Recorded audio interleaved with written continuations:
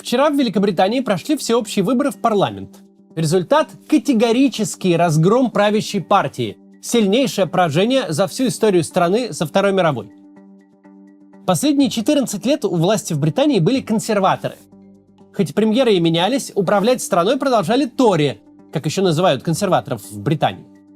Сегодня обсудим, почему британцы прокатили консерваторов, как британская избирательная система усугубила положение и как Британией будет править новая власть – лейбористская партия сэра Кира Стармера. Давайте начинать.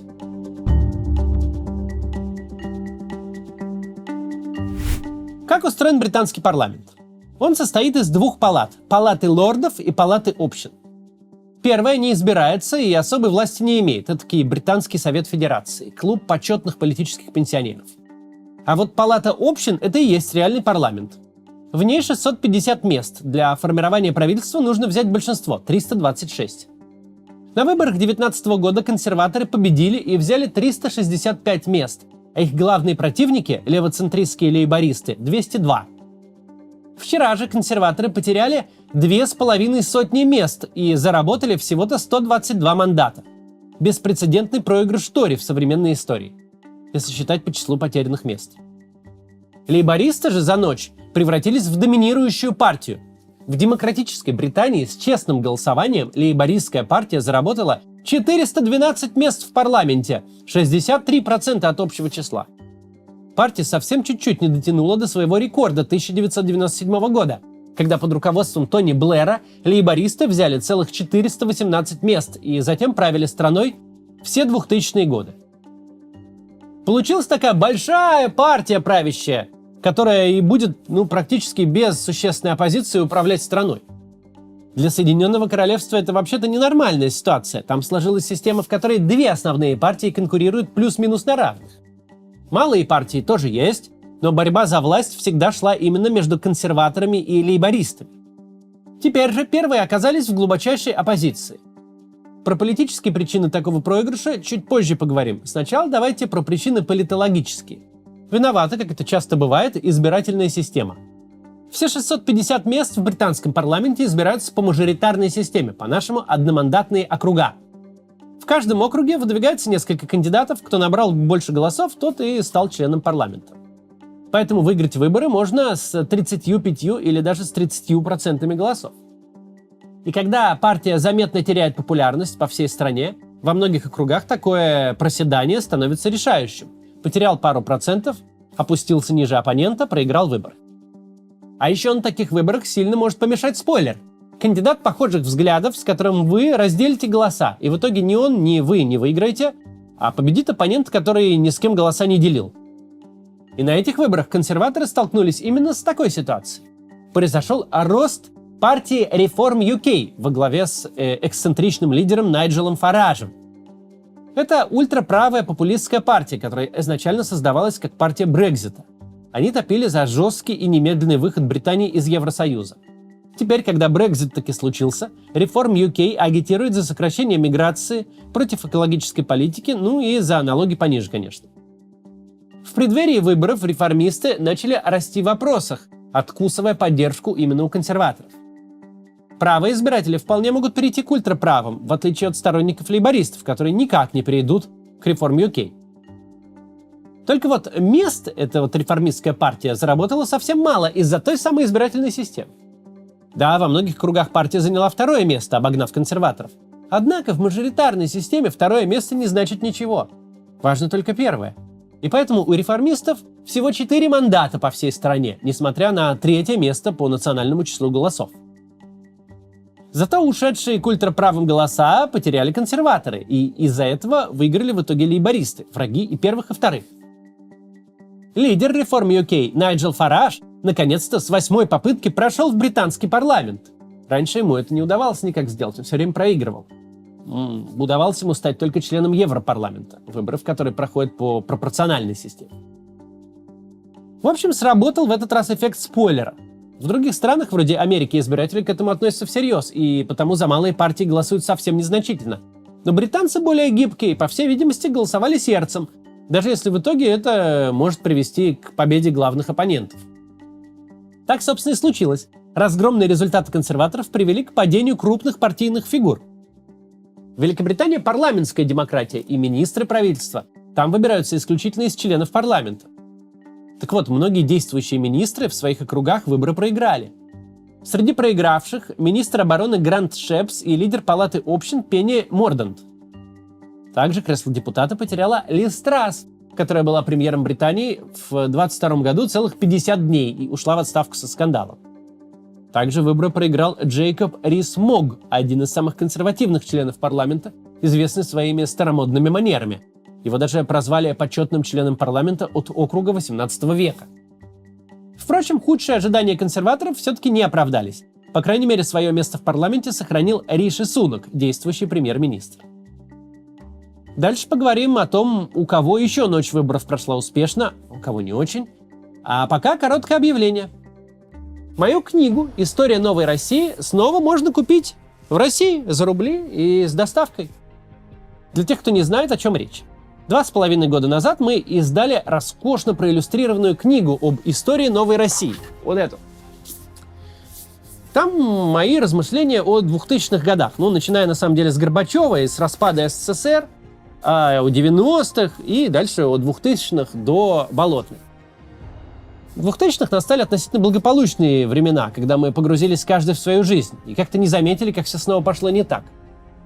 Что мы упустили, в какой момент повернули не туда, в сторону мракобесия, несвободы и милитаризма. Как это все происходило в 90-х, почему, как мы могли этому помешать. И что можно сделать сейчас, чтобы Россия снова стала такой страной, которой можно гордиться. Все это в этой книге. Она такая вот, с иллюстрациями, каждая иллюстрация с коротким текстом. Купить можно у меня на shop maxcats.ru. Это абсолютно легально и никак не наказуемо. С книжкой все в порядке, ее можно покупать. Для Евросоюза и США книга по-прежнему есть в Амазоне. Все ссылки в описании. А мы продолжаем. Мы говорили о полном разгроме консерваторов и триумфальной победе лейбористов. Еще одна партия, у которой была успешная ночь выборов, это либеральные демократы. Они давно функционируют как главная малая партия Британии, третья опция для тех, кто недоволен консерваторами и лейбористами. Они сильно правее лейбористов, но немного левее консерваторов. Либдемы выступают за евроинтеграцию, против Брексита, за рыночную экономику и личные свободы. На прошлых выборах либерал-демократы получили всего 11 мест в парламенте, но вчерашний провал консерваторов позволил им выиграть гораздо больше округов. Теперь у либдемов довольно солидное 71 место. Обратите внимание, что либерал-демократы голосов по всей стране получили меньше, чем ультраправая реформ UK, а мандатов вышло гораздо больше. Это все из-за избирательной системы, и из-за голосования. Избиратели за либдемов голосовали тактически. Накидывали им голосов в тех округах, где у кандидата от либдемов был выше шанс победить консерватора, чем у лейбористов. За реформ UK же голосовали идеологически. В итоге реформы консерваторы друг друга спойлерили, голоса делились.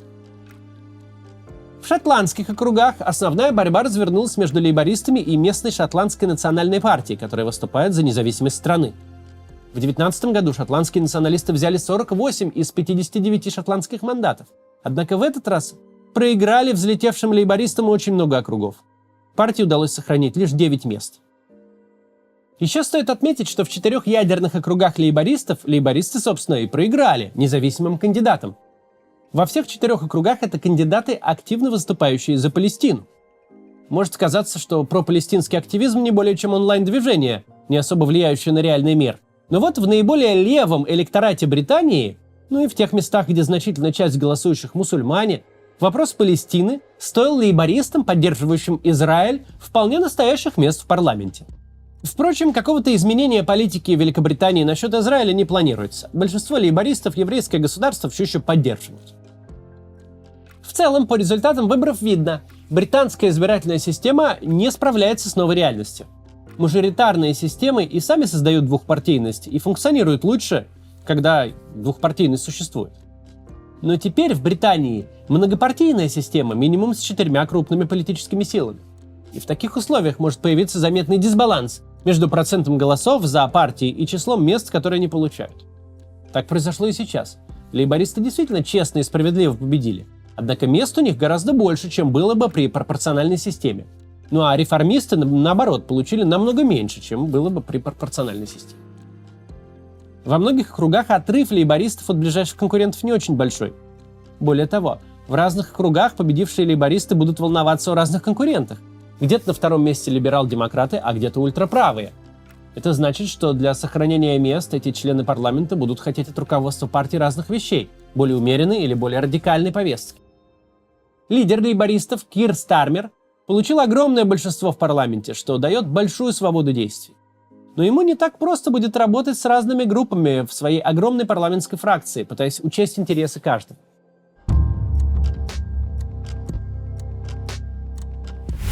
С избирательной системой плюс-минус разобрались. Но почему случился такой грандиозный провал в поддержке? Консерваторы себя называли естественной партией власти. Они, по идее, должны вызывать доверие и показывать, что умеют управлять страной. А тут вдруг избиратели дают им жалкие 24% голосов. Что же случилось? Случилось многое. Дело в том, что естественная партия власти за последние годы превратилась в партию хаоса. Поначалу все шло плюс-минус хорошо. В 2010 году консерваторы победили лейбористов. Только править им пришлось в коалиции с партией либеральных демократов, потому что до большинства чуть-чуть не добрали. Премьером тогда стал Дэвид Кэмерон, который хотел руководить страной сам. Чтобы перетащить на свою сторону партии радикальных правых и евроскептиков, Кэмерон пообещал провести референдум по выходу Британии из Евросоюза. Это сработало, и в 2015 году консерваторы уже взяли большинство в парламенте. Через год обещанный референдум провели. Но абсолютно неожиданно для всех, в том числе для самого Кэмерона, избиратели вдруг Брексит поддержали. Дальше наступили совсем тяжелые времена. Кэмерон ушел в отставку, потому что сам был против выхода из Евросоюза, и премьером стала Тереза Мэй. При ней начались сложные переговоры с Евросоюзом. В частности, нужно было сохранить статус-кво на границе между Ирландией, Республика Ирландия, и Британской, Северной Ирландией, входящей в состав Великобритании, не допустить строительства физической границы. А там история непростая. Контекст такой. В Северной Ирландии несколько десятилетий воевали проирландские католики и пробританские протестанты. И одним из условий завершения конфликта была отмена физической границы.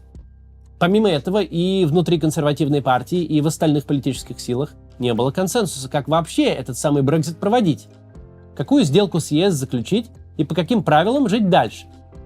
Дошло до того, что в марте 2019 года в парламенте провели голосование по 8 разным планам Брексита, и все 8 проиграли.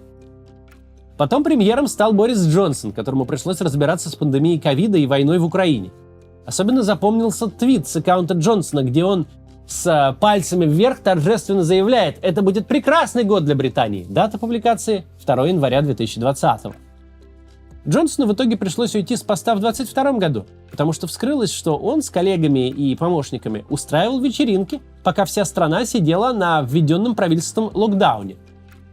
Вторая причина отставки – он дал повышение члену парламента Крису Пинчеру, которого обвинили в домогательствах, и Джонсон о домогательствах знал.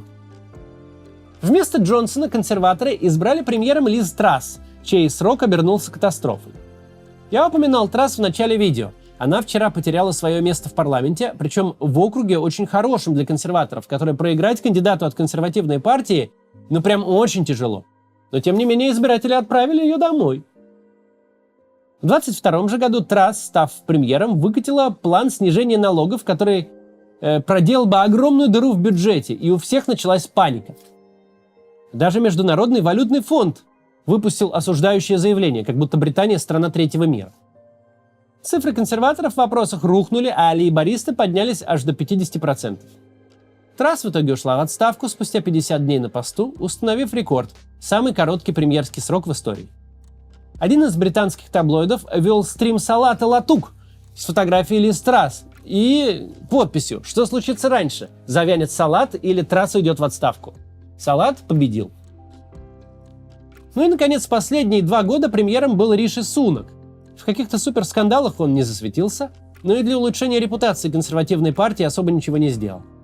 Из его достижений можно отметить разве что план по вывозу мигрантов в Руанду. Смысл был в том, чтобы дела всех нелегальных мигрантов и тех, кто просит в Британии убежище, в самой стране не рассматривать. Вместо этого предполагалось сразу отправлять людей самолетами в Руанду и там их уже оставлять. Руанда согласилась, за деньги, конечно. Но британская оппозиция активно выступила против. Руанда далеко не самая безопасная страна, отправлять туда беженцев просто негуманно. Больше достижений у Сунака нет, да и это не достижение никакое. Результатом всей этой череды происшествий и конфузов стало то, что британцы банально устали.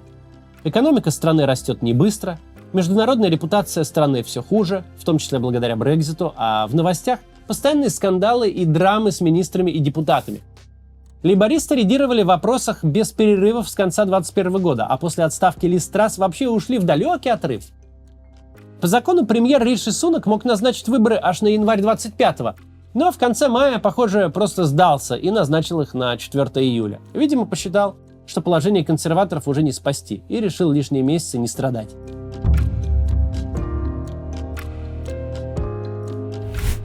Так что же будет дальше?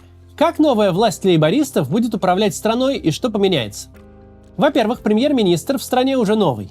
В Британии не церемонятся с переходными периодами, инаугурациями и прочим. Выиграл выборы, приезжаешь к королю, он тебя назначает премьером и можешь сразу отправляться на Даунинг-стрит на работу. Так что уже этим утром в офис премьера прибыл новый глава правительства, лидер лейбористской партии Кир Стармер. Чтобы победить на выборах, Стармер в своей партии устроил центристский поворот. Предыдущий лидер Джереми Корбин был заядлым социалистом, своего рода британским Берни Сандерсом, и его радикальные позиции отвернули от лейбористов умеренных избирателей. Корбин в итоге ушел с поста лидера, а некоторое время назад его вообще исключили из партии за то, что он потакал антисемитизму в ней. Впрочем, вчера Корбин все-таки прошел в парламент на новый срок, как самовыдвиженец. Лейбористы выставили против него другого кандидата, но избиратели в лондонском округе Корбина все-таки поддержали его. Ну а новый лидер партии, Стармер, решил сделать так, чтобы лейбористы забрали имидж консерваторов, той самой естественной партии власти. Кампания лейбористов последовательно демонстрировала: партия готова править и гораздо лучше к этому подготовлена, чем Тори, свалившиеся в хаос и скандалы. Похоже, месседж сработал. Важнейший вопрос британской политики – это Брексит. Хотя британцы его и поддержали, большинство жителей страны произошедшим выходом из Европейского Союза совершенно недовольны. Экономике это не помогло, каких-то полезных соглашений на замену европейскому рынку не появилось. Но возвращаться в ЕС лейбористы не планируют. Сам Стармер на днях заявил, при его жизни Великобритания в Европейский Союз не вернется, и никаких движений в эту сторону партия делать не собирается. Дело в том, что страна очень устала от самого процесса Брексита, и произошел он совсем недавно. Если попробовать вернуться, снова будет драма на много лет с бесконечными стычками в парламенте и бюрократическими ужасами. К тому же сам референдум состоялся менее 10 лет назад, и хоть недовольство и выросло, изменять воле народа так быстро, как-то неудобно. А главная проблема в том, что в самом Европейском Союзе принимать Британию обратно совсем не обязательно хотят. В ЕС Брекситом были недовольны, от переговоров тоже устали. Но и без Британии справляются отлично. Раз ушли, так ушли. Чего бухтеть теперь? Во внутренней политике лейбористы, вероятно, будут действовать осторожно и поступательно. Одна из главных задач – пофиксить медицину. Британцы свою систему здравоохранения очень любят. Уважение к ней чуть ли не один из культурных столпов страны. И она там государственная, то есть к врачам ходишь бесплатно. Правда, ждать приема приходится очень долго, и консерваторы за годы правления это не исправили. Лейбористы, как левая партия государственной медицины, займутся в первую очередь. Помимо этого, партия займется переходом на зеленую энергетику и безопасностью в городах. Это серьезные вопросы, которые быстро не решить. Но есть вещи, которыми Стармер все-таки планирует заняться прямо сразу. Во-первых, он немедленно отменит ту самую схему по вывозу мигрантов в Руанду. Во-вторых, снимет запрет на строительство ветряных электростанций на земле. Их в Британии запретили, потому что они, портят пейзаж. Ну и, наконец, внешняя политика. Главный вопрос здесь – поддержка Украины. Хотя влияние Британии в мире за последние десятилетия и снизилось, в войне России против Украины британцы, наоборот, заняли очень активную позицию. Премьер Борис Джонсон стал одним из главных союзников Зеленского, а Британия как давала, так и дает Украине значительные объемы вооружений. Также Британия одна из первых разрешила Украине бить по российской территории своим оружием, чтобы защищаться от нападения России. В этом вопросе политика Британии не поменяется. Стармер уже заявил, что после победы сохранит все обещания экс-премьера Сунака и деньги с оружием Украине поставлять продолжит. И вообще, В этом вопросе у него с Сунаком нет разногласий. Ну и ожидается, что один из первых телефонных разговоров Стармера после победы будет как раз с президентом Зеленским.